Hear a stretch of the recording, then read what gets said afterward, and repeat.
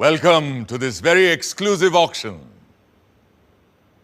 और ये है, ladies and gentlemen, भारत के संविधान की ओरिजिनल कॉपी। उन 1000 कॉपियों में से एक जिन्हें कॉन्स्टिट्यूएंट असेंबली मेंबर्स के लिए स्पेशली तैयार किया गया था। A very rare and truly a collector's item, which was meant for those जिन्होंने 3 साल रात दिन एक करके इस किताब को मुकम्मल किया था। पेश करते हैं ladies and gentleman, the constitution of India, Bharat का संविधान।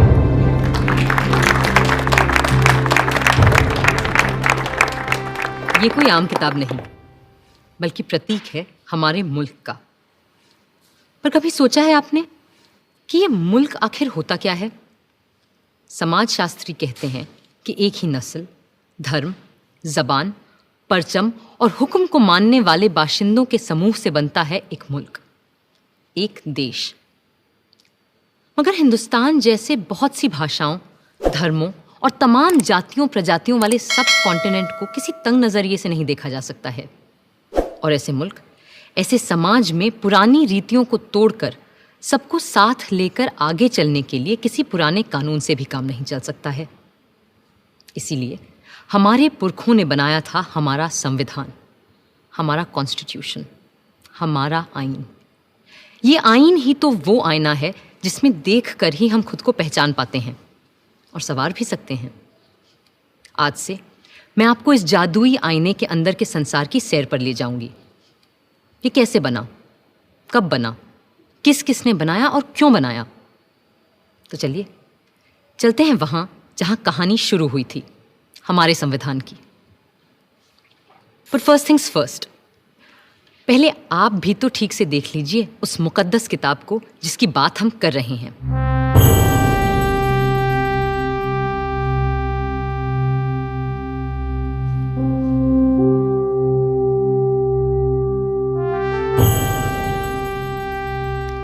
शांति निकेतन के प्रसिद्ध चित्रकार श्री नंदलाल बोस की रहनुमाई में कई कलाकारों ने भारत के इतिहास, पुराण और लोक कथाओं की छवियों से इस ग्रंथ को सजाया था। और प्रेम बिहारी नारायण रायजादा जैसे खुशखत कातिबों ने इसे अपने कलम से निखारा था।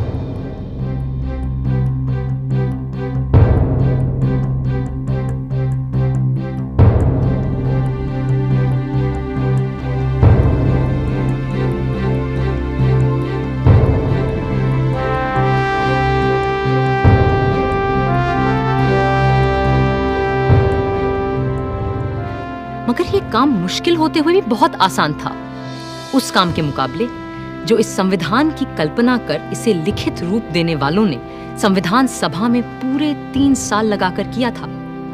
क्योंकि वह कल्पना केवल एक किताब की नहीं थी, वह तसव्वुर था एक नए मुल्क का, एक नए समाज का, एक ऐसी नई संस्कृति का जो इससे पहले इस संसार में कभी देखी नहीं गई थी।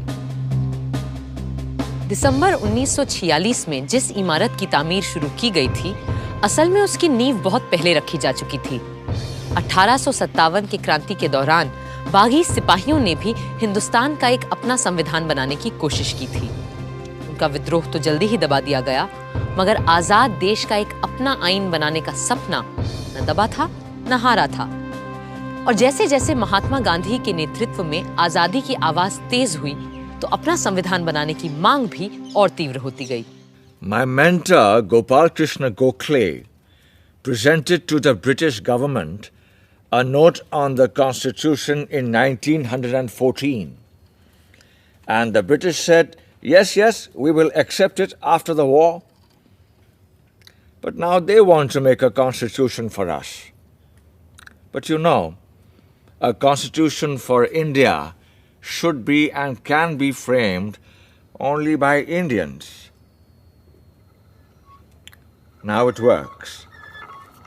What will you do with this spinning wheel, Mr. Gandhi?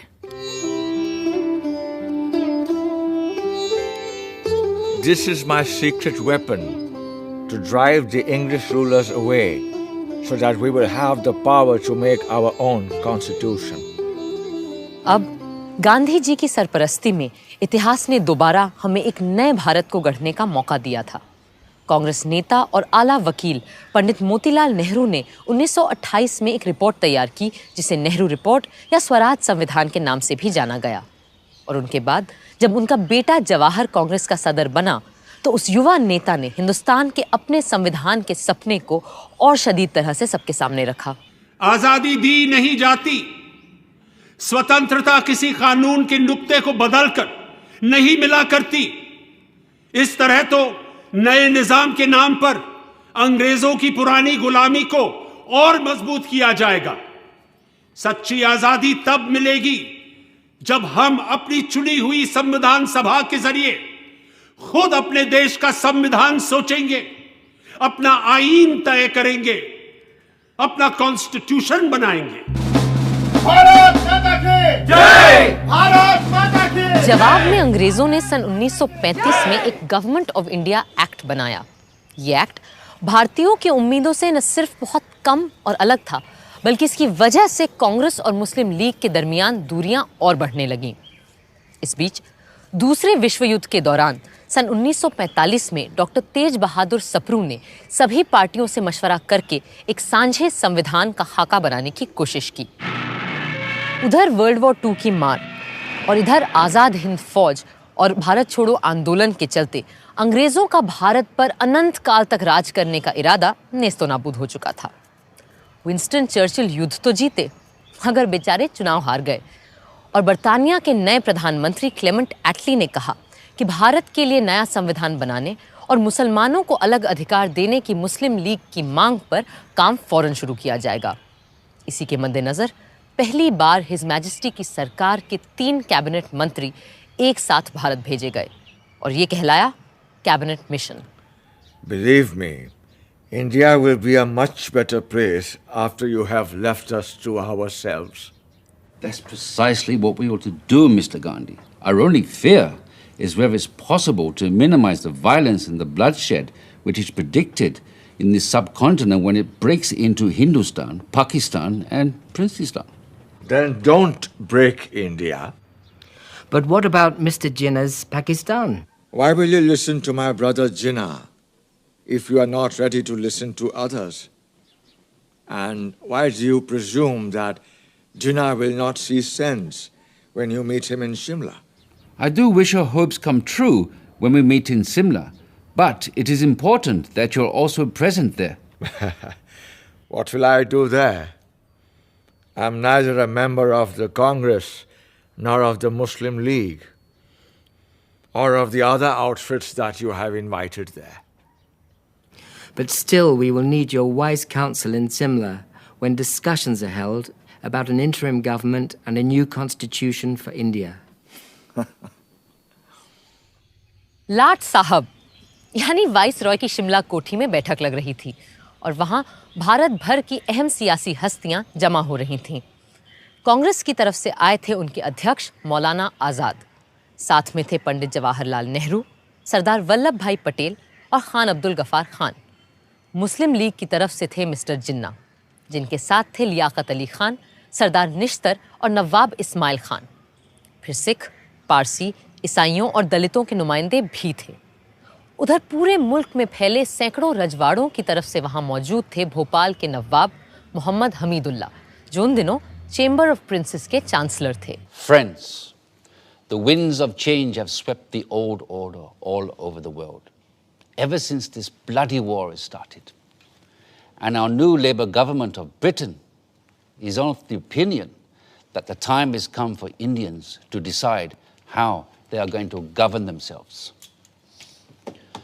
And the purpose of this meeting is to have discussions with all of you, the representatives of British India and the Indian states, is to secure a way of framing the constitution of a free India.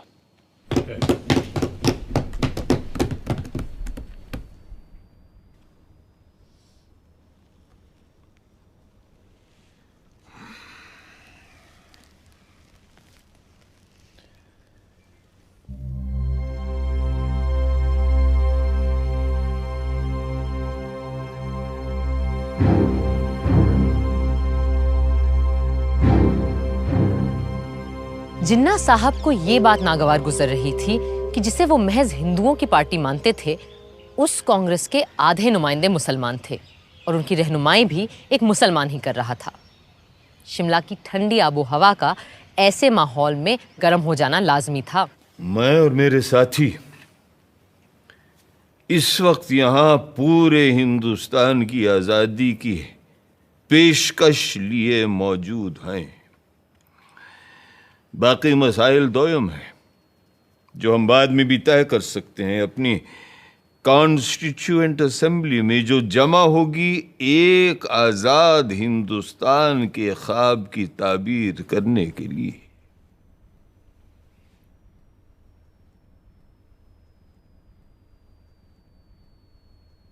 My colleagues and I stand here for the independence of the whole of India. Other matters are subsidiary to this and can be discussed and decided in the Constituent Assembly, which will make a blueprint for an India of our dreams. Dreams that may turn into nightmares for the Muslims of this country if we allow the Congress to have its way. That's why it's imperative that we Muslims of India have our own group of states that may decide its own constitution.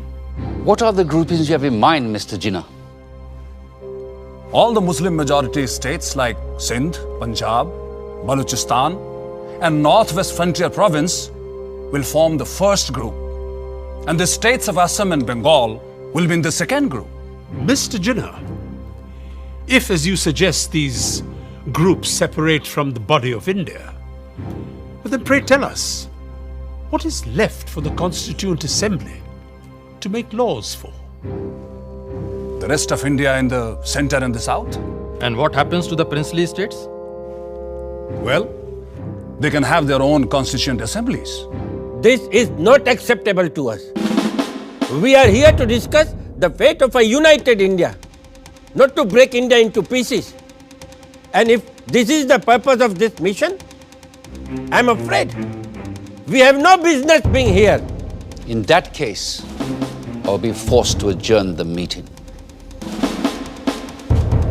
जिन्ना साहब चाहते थे कि हिंदुस्तान के पूर्व में असम और बंगाल और पश्चिम में 4 मुस्लिम बहुल सूबों के लिए एक अलग संविधान सभा बने और बाकी के भारत के लिए दूसरी संविधान सभा, और राजे रजवाड़े खुद अपने आप तय करें कि उन्हें किसी के साथ जाना है या खुद मुख्तार रहना है। जाहिर है कांग्रेस के नेताओं को ये अनेक संविधानों की सूरत बिल्कुल बर्दाश्त नहीं थी। कल कुछ लोगों ने ग्रुपिंग्स के लिए एक तजवीज़ पेश की थी जो हमारे मुल्क को मजहब व मिल्लत की बिना पर बांटने की एक पेशकश है। हम ऐसी किसी भी तरह की पेशकश के सख्त खिलाफ हैं। हिंदुस्तान एक मुल्क है, आप सुन रहे हैं लियाकत अली खान साहब, हिंदुस्तान एक मुल्क है और एक ही असेंबली इसका आइन बना सकती है जिसमें तमाम सूबों, इलाकों, मजहबों और फिरकों के चुने हुए मेंबरान और राजे रजवाड़ों के भेजे हुए नुमाइंदे भी शामिल होंगे।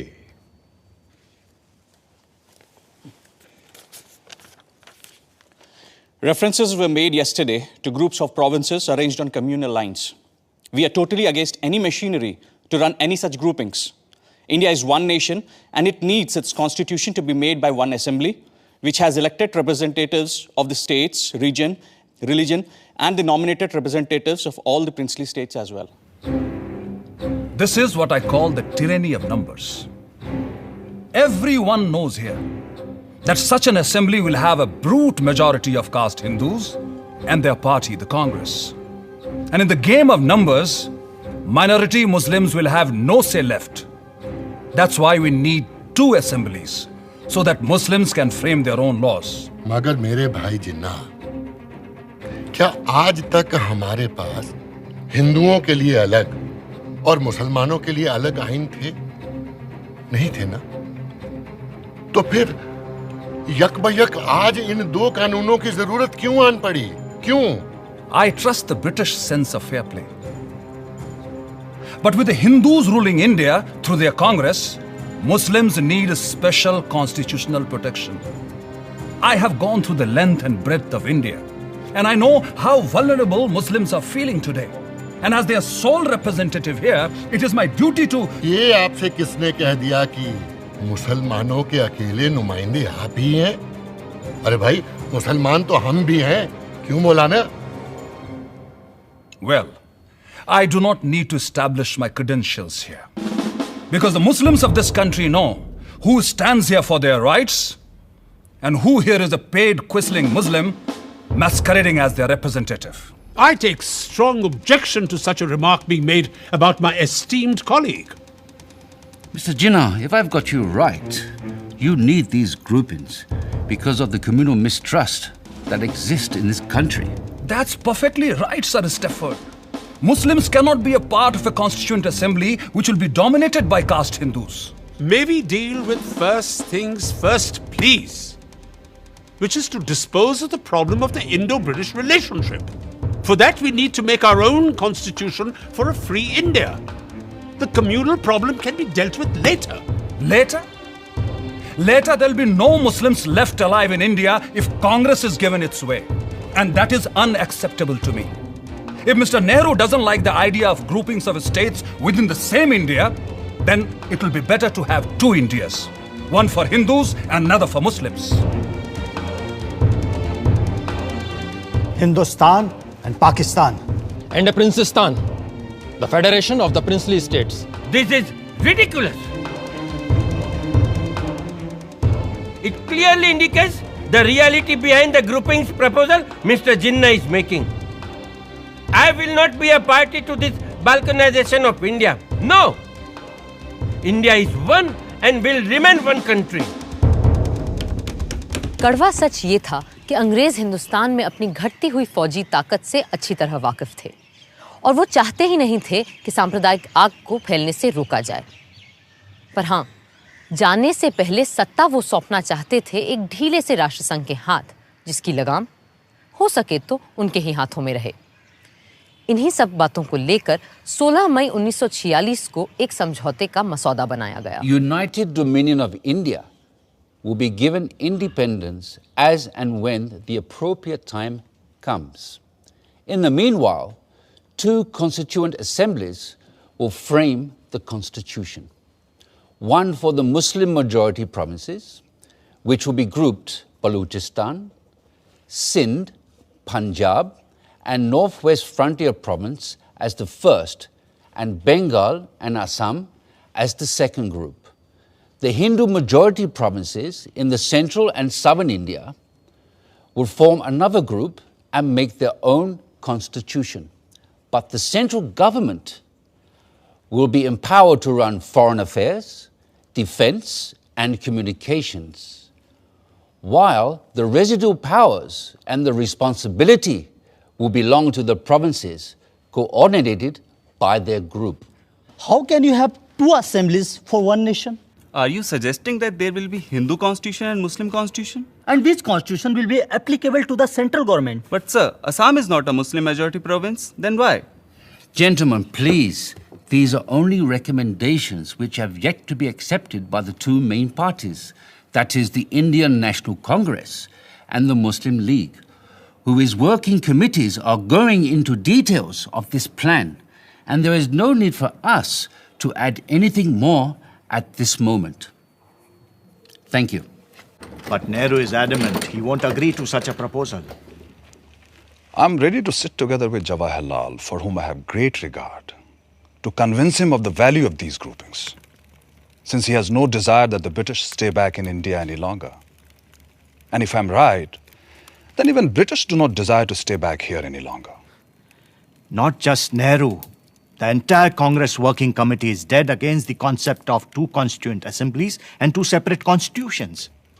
In that case, they must agree to partition and for the creation of two nations. Because the only way I can agree to one union of India is if Congress agrees to two groups, as proposed by me.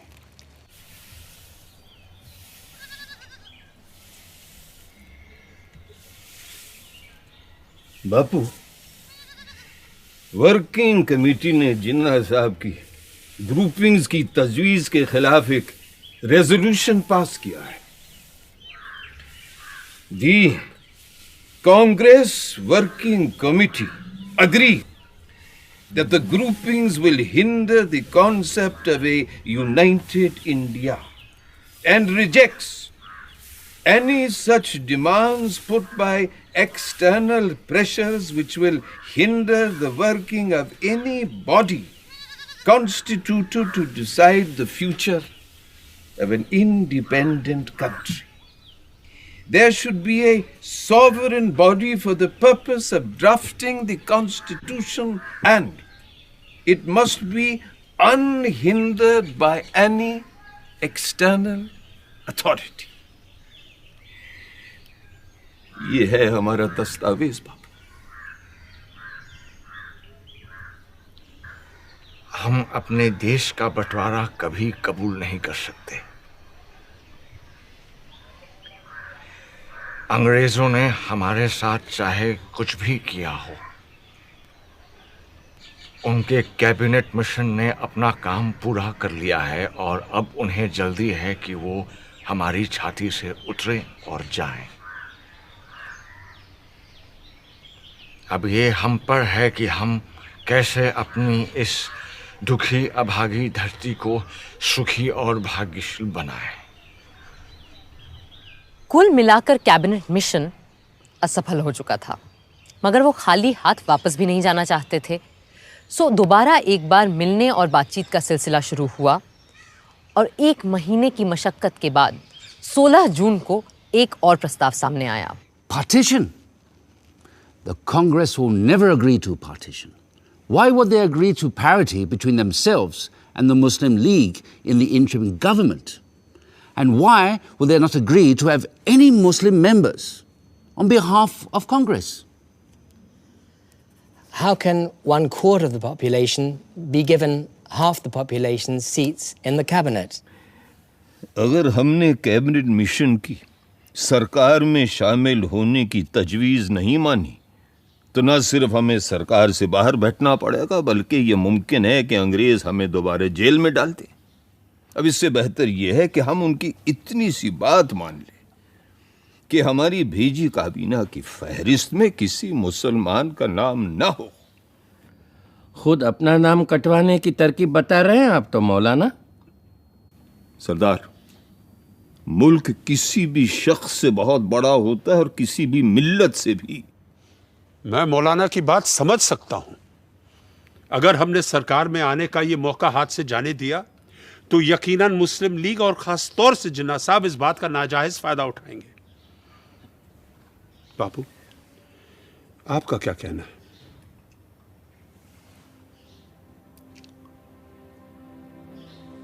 मैं किसी फायदे या नुकसान की बात नहीं जानता। मैं वही बोलूंगा जो मेरी आत्मा का कहना है, और मेरा मानना यह है कि जिन्ना साहब के डर से या सरकार में शामिल होने की जल्दबाजी में अगर हमने कांग्रेस की सूची से मुस्लिम भाइयों के नाम काट दिए तो हम में और उनमें अंतर क्या रह जाएगा?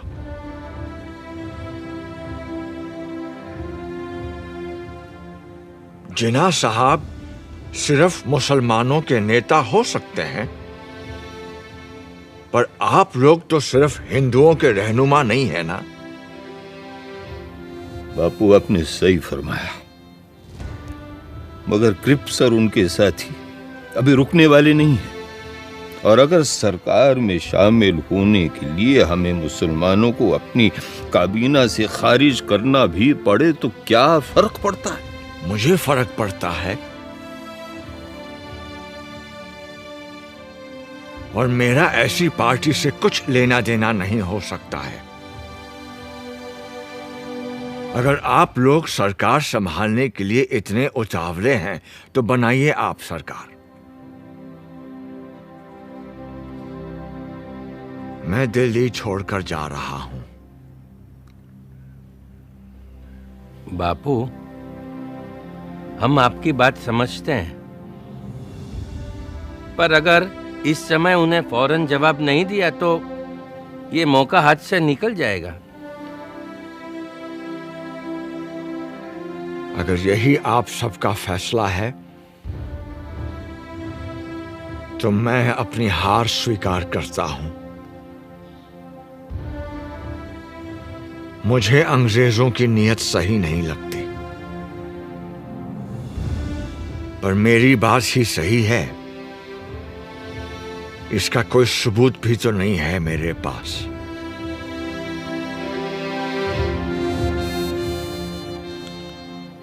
अगर आप सबकी आज्ञा हो तो मैं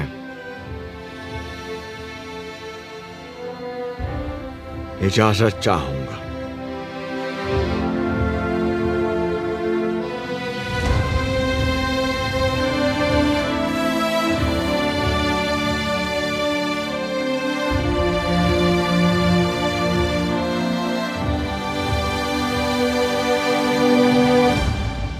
तो अब हम बापू को जाने दे।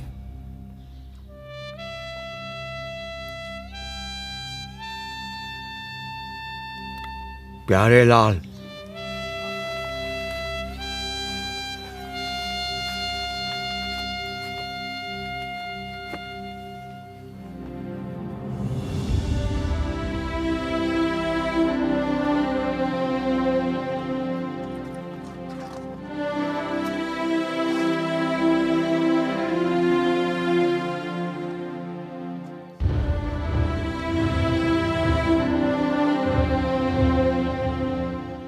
यूं नया संविधान बनाना तय हो गया, और ये भी कि जिन्ना साहब की तजवीज़ के खिलाफ सिर्फ एक संविधान सभा मुल्क का रूप स्वरूप तय करेगी। जाहिर है कोई इस व्यवस्था से पूरी तरह खुश नहीं था, मगर जिन्ना साहब पर तो जैसे गाज गिर गई थी, और वो अपने मुखालिफों को आसानी से बख्शते नहीं थे। We have been betrayed by Viceroy Webble. Viceroy Wavell ने हमारे साथ दगाबाजी की है। Cripps has debased his talents, and Pethick Lawrence has proved to be a treacherous man. Cripps ने अपने हुनर का गलत इस्तेमाल किया है। पैथिक लॉरेंस ने हमारी पीठ में छुरा भोंका है। Breaking all the norms of decency, they have invited the Congress, which had earlier refused the offer to join the interim government without even consulting us. भलमनसियत के सारे पैमाने तोड़कर कांग्रेस को सरकार में शामिल कर लिया गया, जबकि कांग्रेस ने पहले साफ साफ इनकार कर दिया था। और ऊपर से तुर्रा ये कि ये सब बिना हमसे पूछे, बिना हमारी इजाजत लिए बगैर किया गया है। In such a situation, if I have to safeguard the interests of the Muslims of this subcontinent, then I'm left with no choice but to bid goodbye to constitutional methods. इस सूरत में अगर मुझे मुसलमानों की इज्जत, गैरत और हुकूक को बचाना है, तो मेरे पास कोई और सूरत ही नहीं रहती सिवाय इसके कि हम कॉन्स्टिट्यूशनल यानी आईनी तरीकों को ताक पे रख दें। The Hindu Congress has time and again employed the weapon of mass struggle to intimidate us, and the British have held their arms and authority to crush us. हिंदुओं की कांग्रेस हमेशा अवामी जद्दोजहद के नाम पर हिंदुओं के हुजूम से हमें डराती आई है, और अंग्रेज हुक्मरान अपनी बंदूकों, बेतों और बेनटों से हमें कुचल के आए हैं। Today, we too have forged a weapon and are in a position to use it. अब हमने भी अपना हथियार तैयार कर लिया है और हम इसका इस्तेमाल भी जानते हैं। I call upon all the Muslims of this country to take to direct action. आज मैं हिंदुस्तान के सारे मुसलमानों से डायरेक्ट एक्शन की अपील करता हूँ। From Friday the 16th of August, we will resort to direct action till we have achieved our cherished goal, our Pakistan. ऐ अल्लाह के नेक बंदो, आने वाले जुमे 16 अगस्त से हम सीधी आर पार की लड़ाई लड़ेंगे। डायरेक्ट एक्शन और हथियार तभी रखेंगे जब मंजिल मखसूस सामने दिखाई देगी, यानी हमारा प्यारा पाकिस्तान। पाकिस्तान पाकिस्तान पाकिस्तान। मगर कायदे आजम, क्या हमारा डायरेक्ट एक्शन नॉन वायलेंट होगा? I am not going to discuss ethics here. और आप सभी लोग जानते हैं कि मुझे गांधी की अहिंसा वहिंसा में कोई यकीन नहीं है। कायदे आजम मोहम्मद अली जिन्ना। बातचीत, सुलह सफाई, रूठने समझाने मनाने के 2 महीने यकबयक खत्म हो गए। कैबिनेट मिशन वापस लौट गया और हिंसा के बादल चारों तरफ मंडराने लगे। वाइसरॉय वेवल ने सारे गवर्नरों को बुलाकर पुलिस व्यवस्था को चाक चौबंद करने को कहा। पर बंगाल के गवर्नर सर फ्रेडरिक बरोज ने वेवल को खबर दी कि बंगाल के मुस्लिम लीगी प्रधानमंत्री एच.एस. सोहरावर्दी के कहने पर उन्होंने 16 अगस्त को सारे पुलिस महकमे को छुट्टी पे भेज दिया है। 16 अगस्त 1946 भारत के इतिहास के काले दिनों में शामिल होने जा रहा था।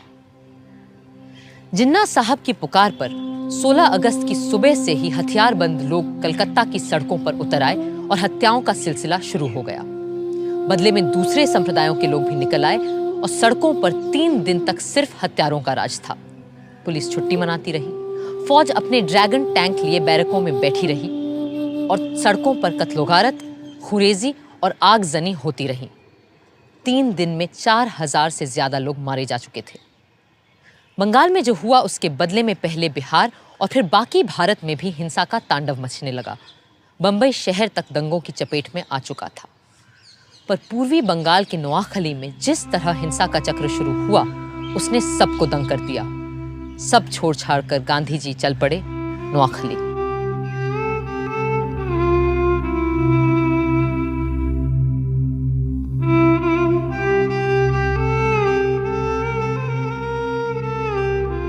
लाट साहब वेवल का मानना था कि हिंदुस्तानियों के साथ मिलकर बनी सरकार ही इस गृह युद्ध जैसी स्थिति को रोक सकती है। सो पंडित नेहरू ने अंतरिम सरकार में वाइस प्रेसिडेंट और सरदार पटेल ने गृह मंत्री का पद स्वीकार कर लिया। जिन्ना साहब ने तो पहले इस सब का मजाक उड़ाया, फिर 15 अक्टूबर तक उनकी तरफ से भी लियाकत अली खान ने वित्त मंत्री का पद संभाल लिया। जिन्ना साहब खुद सरकार में शामिल नहीं हुए क्योंकि उन्हें नेहरू से छोटा या बराबरी का ओहदा मंजूर नहीं था। यूं आर्जी सरकार तो बन गई, पर उसका चलना कदम कदम पर दुश्वार हो रहा था। गांधी जी ने तो बहुत पहले ही लाट साहब वेवल को इस खतरे से आगाह किया था। You must make your choice of one horse or the other. You will never succeed in riding 2 at a time. Choose the names for the interim government from names submitted by the Congress or the League. For God's sake, do not make an incompatible mixture, and in trying to do so, produce a fearful explosion. Even a government headed by the League is not going to damage India. But I'm not ready to accept the division of Congress as Hindu and League as Muslim. No.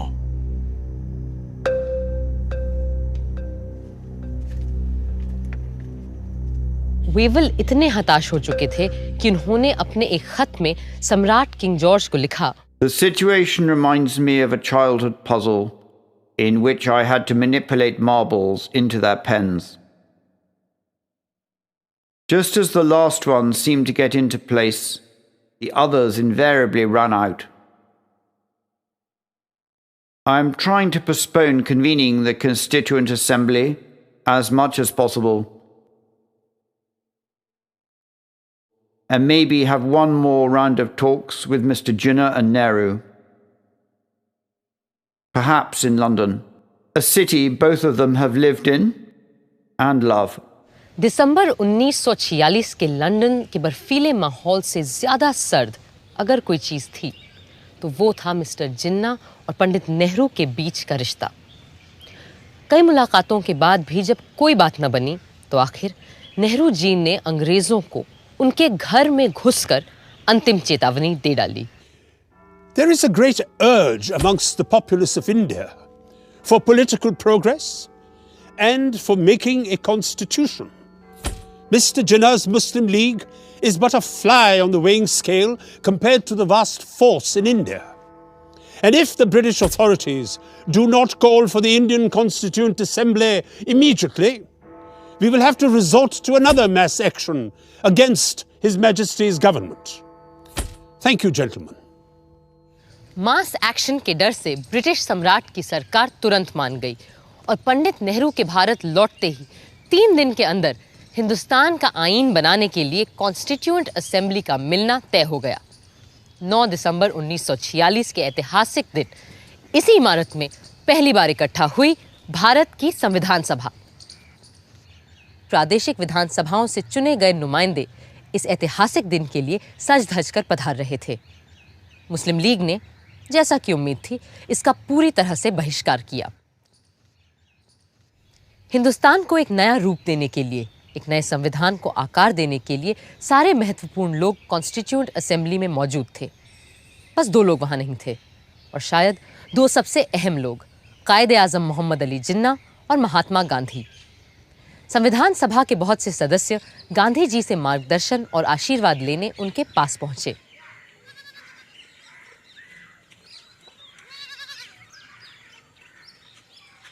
आइए आइए जगजीवन बाबू, मुझे पता है हम चाहे दुनिया का सबसे सुंदर संविधान क्यों न बना लें, पर वो भी बेकार साबित होगा अगर उसे अमल में लाने वाले लोग ना हुए। बापू, मुझे पूरा विश्वास है कि हमारे यहाँ ऐसे अच्छे आदमियों और औरतों की कोई कमी नहीं है जो हमारे संविधान को कारगर करके दिखाएंगे। इसीलिए हम सब आपका आशीर्वाद लेने आए। बापू के आशीर्वाद हमेशा तुम्हारे साथ है, पर आज मैं तुम्हें एक तावीज़, एक टोटका दूंगा जो शायद तुम्हें सही संविधान बनाने में मदद करे। आप और तावीज़? बापू, मुझे लगता था आप तंत्र मंत्र यंत्र में विश्वास नहीं रखते। पर इस मंत्र पे पक्का विश्वास है मेरा। जब कभी अपने आप को शंका में घिरा पाओ तो इस परीक्षा को अपनाना। सबसे दीनहीन, गरीब, कमजोर इंसान जिसे तुमने देखा हो, उसका चेहरा याद करना और स्वयं से पूछना, जो मैं करने जा रहा हूं, क्या इससे उसका भला होगा? इस कदम से क्या उसे कुछ मिलेगा या नहीं? इससे क्या वो अपने भाग्य और जीवन को सुधार पाएगा या नहीं? या यूं कहो, ऐसे करोड़ों को स्वराज मिलेगा या नहीं जो तन और मन की भूख से तड़प रहे हैं, जिनके पेट भी खाली है और हृदय भी। फिर देखना, तुम्हारी सारी शंकाएं छूमंतर हो जाएंगी।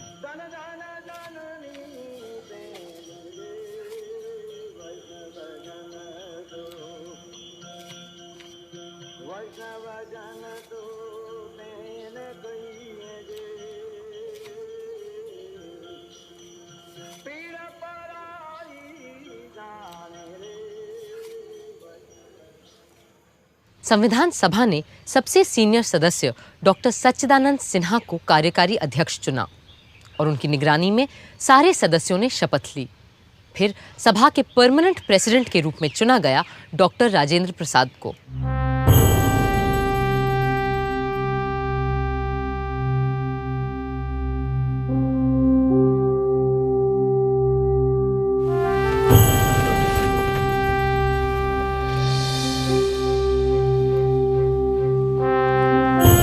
Hip hip!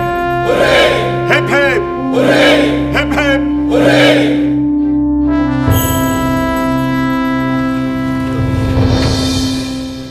बहनों और भाइयों, अगर आप मुझे माफ करें तो मैं ये कहूंगा कि इस देश में जहां जात पात के इतने झगड़े फैले रहते हैं, आप लोगों ने हमें चुनकर एक तरह से अपनी जाति से बाहर कर दिया है और अपनी जात पात में बैठने से वंचित करके आपने हमें एक अलग, एक दूसरी जगह, एक दूसरे किस्म की कुर्सी पर बैठने के लिए मजबूर कर दिया है। और सिर्फ इतना ही नहीं, बल्कि शायद आप में से हर एक आदमी यह भी उम्मीद रखता है कि इस सभा के कार्यों में मैं कोई ऐसा कार्य न कर बैठूं जिससे कि ये बात जाहिर हो कि मैं किसी खास दल या किसी खास फिरके का आदमी हूं। पहले हिंदी और फिर अंग्रेजी में बोलते हुए राजेंद्र बाबू ने सबके दिलों को छू लिया। Above all, what we need is freedom. And as someone has said, nothing is more valuable than the freedom to be free. Let us hope and pray that as the result of the labors of this Constituent Assembly, we shall have achieved that freedom and we shall be proud of it. 13 दिसंबर के ऐतिहासिक दिन पंडित जवाहरलाल नेहरू ने संविधान सभा के सामने एक ऐसा प्रस्ताव रखा जो हमारे आईन की नींव बनने वाला था, और ये था संविधान के लक्ष्य और ध्येय के बारे में, AIIMS and objectives resolution. Mr. Chairman, the resolution that I am placing before you defines our aims and describes an outline of the plans and points to the way which we are going to tread. The resolution that I place before you is in the nature of a pledge, and I hope the House will pass this resolution, which is of a special nature. I beg to move, 1, this Constituent Assembly declares its firm and solemn resolve to proclaim India as an independent, sovereign republic. Bharat की अक्षुण्णता, अखंडता और स्वायत्तता से लेकर नए भारत में सबकी समानता और एकता तक की बात अपने प्रस्ताव में रखी थी पंडित नेहरू ने। 2, wherein shall be guaranteed and secured to all the people of India justice, social, economic, and political, equality of status, opportunity, and before the law, freedom of thought, expression, belief, faith, worship, vocation, association, and action. एक-एक करके 8 नुक्ते सामने रखे थे उन्होंने, और हमारे संविधान का पूरा नक्शा कुछ ही शब्दों में खींच दिया था। मगर उन्हें भी आज संविधान सभा में कुछ लोगों की कमी बहुत खल रही थी। आज इस असेंबली में हमें बहुत से लोगों की कमी खल रही है। हमें अच्छा लगता अगर और भी सभी इलाकों, सूबों और राज्यों के नुमाइंदे हमारे बीच होते। एक और शख्स आज यहां मौजूद नहीं है, मगर वो हम सब के दिलो दिमाग से दूर नहीं है। हमारे महान नेता, हमारे राष्ट्रपिता महात्मा गांधी जी, जिनकी लगन और मेहनत के बदौलत ही आज ये असेंबली मुमकिन हो पाई है। बापू यहां मौजूद नहीं है क्योंकि अपने आदर्शों को पूरा करने के लिए वो हिंदुस्तान के किसी कोने में चुपचाप काम करने में जुटे होंगे। पर मुझे इस बात का जरा भी शक नहीं कि उनकी रूह हमारे बीच यहां मौजूद है और हमें अपना आशीर्वाद दे रही है।